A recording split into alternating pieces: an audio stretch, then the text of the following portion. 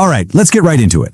We all think about it, right? What really, truly happens the second after we die? We have this image of a silent, dark resting place. But what if that's not the whole story? What if the reality is so much more alive? So let's just ask the question straight up. Imagine it. Your family has walked away. The last bit of soil is in place. What happens in that very next moment? You know, the common idea, even for a lot of us, is that you just sleep. That your consciousness just kind of switches off and you're just waiting there in the dark, totally unaware, until the day of resurrection. Well, according to the teachings of the Prophet Muhammad, peace be upon him, that idea is completely wrong. See, you don't just stop existing. You enter a state called Barzakh. The word literally means the barrier.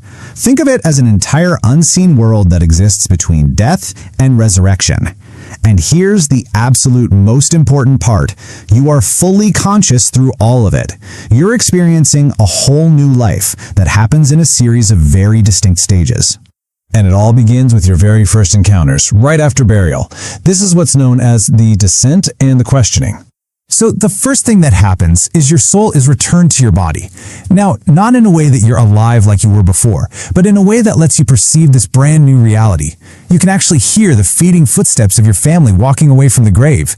And when that sound is gone, there's this immense silence. But you are far from alone. The very first visitor you get is a reflection of your life's work. It's a physical being. For the person who lived a good life, a beautiful, wonderfully fragrant figure appears and says, "I am your good deeds," and it promises to be your companion. But for the person who wasted their life, a horrifying, dark figure appears. It smells foul, like decay, and it hisses, "I am your evil deeds," and there's absolutely nowhere to run. But your deeds aren't your only visitors. Pretty soon, you sense two more beings coming. And these are not human. These are the angels, Munkar and Nakir. And their presence is so overwhelming, their voices are said to literally shake the earth of your grave. They are there for one reason and one reason only. To ask you three fundamental questions that your entire eternity hangs on. Who is your Lord? What is your religion? And who is your prophet? Now, what's so wild about this is that your answer has nothing to do with memorization. For the faithful soul, the answers, Allah, Islam, Muhammad, they just flow from the heart. It's the truth they lived and breathed. But for the unfaithful soul, even if they knew all the words in life, their tongue freezes up. Their mind is just blank. Total panic sets in, and all they can stammer out is, I don't know, I heard people say something. And immediately following your answers, the grave itself, it begins to react. It physically transforms based on how you did. This is the next stage of your new reality. If your answers were true, the grave miraculously expands. It becomes vast as far as the eye can see, spacious and comfortable. But if you failed, the walls of the grave close in, crushing your body with so much force that your ribs are pressed into each other. The pain is just unbearable. The very earth is punishing you. The whole atmosphere changes too. Every single prayer you made, every act of kindness, it all turns into this warm golden light. And it's not just so you can see, it's a source of real comfort, a familiar warmth in a place that should be terrifying. On the other hand, every sin, every lie, it becomes a thick, suffocating darkness. You literally build your own environment for the long, long wait ahead. So once your new reality is all set, you're given a glimpse of what's to come.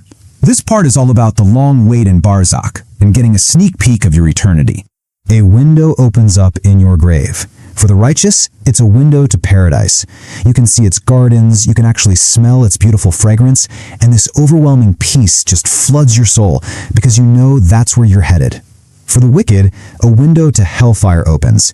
You see the flames, you feel the scorching heat, and a terror you can't even describe grips you. And that preview, it stays with you, coloring every single moment of your existence in Barzakh. This is captured perfectly in a famous saying from the Prophet, peace be upon him. He said, the grave is one of two things. Either it's a garden from the gardens of paradise, or it's a pit from the pits of hell. It's the very first stage of your final reward or punishment. And that wait, it can be long. I mean, some souls have been in Barzakh for thousands of years. But here's where things get really interesting. Time is subjective. For the soul that's at peace, surrounded by light and the scent of paradise, centuries can feel like a peaceful afternoon nap. It's just a state of blissful waiting. But for the soul in torment, crushed by darkness and staring into hell, every single moment is an eternity of suffering, replaying their mistakes with zero escape. But this state, whether it's a peaceful nap or a never-ending torment, it doesn't last forever. It all comes to a dramatic end in this final stage, the awakening. A sound, a blast unlike anything ever heard before just splits the sky. It's the angel Israfil blowing the trumpet. This is the signal. The world as we know it is over, and the day of resurrection has begun. Everyone in every single grave hears it. And the state you're in when you rise is a direct continuation of your time in Barzakh. The believer, who is basically resting in a garden, rises calmly, peacefully, excited for that promise of paradise to finally be fulfilled.